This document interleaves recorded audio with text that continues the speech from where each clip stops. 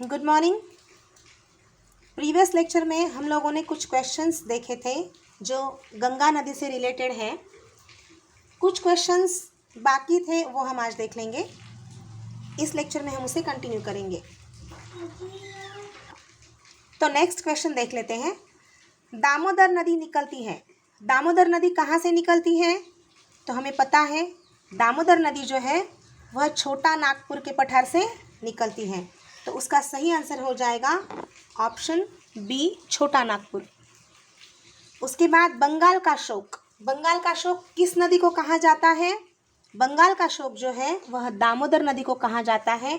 वो क्यों कहा जाता है ये भी मैंने बताया था, क्योंकि दामोदर नदी जो है वो बंगाल में हमेशा से बाढ़ का निर्माण करती चली आई है, इसलिए उसे बंगाल का शोक कहा जाता है। नेक्स्ट क्वेश्चन है, बिहार का शोक किस नदी को कहा जाता है? बिहार का शोक, तो बिहार का शोक किस नदी को कहा जाता है? कोसी नदी।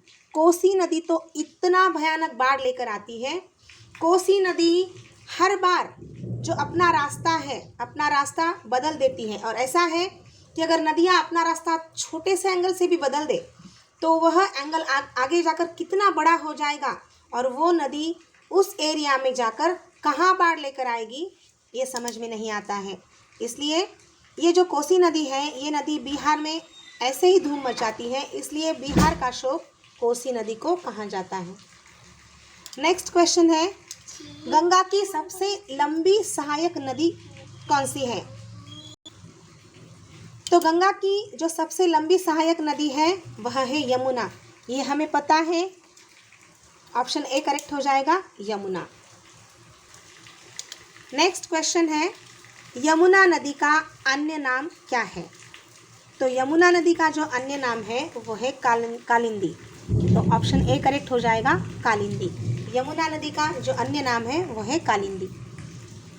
उसके बाद जो क्वेश्चन है, गंगा नदी किस क्षेत्र से मैदानी भाग में प्रवेश करती है? तो हमें पता है, हमने जब गंगा नदी का तंत्र देखा था उसमें देखा था कि गंगा नदी हरिद्वार में, हरिद्वार जो है वह मैदानी भाग है, तो हरिद्वार से प्रवेश करती है जो कि मैदानी भाग है। तो गंगा नदी किस क्षेत्र से मैदानी भाग में प्रवेश करती है? ऑप्शन बी करेक्ट हो जाएगा, हरिद्वार। नेक्स्ट क्वेश्चन है, गंगा नदी को बांग्लादेश में क्या कहा जाता है? तो गंगा नदी को बांग्लादेश में मैंने बताया था, बांग्लादेश में गंगा नदी को पद्मा नदी के नाम से जाना जाता है। हमने देखा था कि गंगा नदी जो है वो पश्चिम बंगाल से निकलते हुए 2 शाखाओं में बढ़ जाती है, और जो भी उसकी डिटेल्स हैं वो मैंने पूरा गंगा नदी तंत्र में कवर किया हुआ है। अगर ऐसे ही क्वेश्चंस आपको और चाहिए तो आप चैनल को सब्सक्राइब कीजिए। धन्यवाद।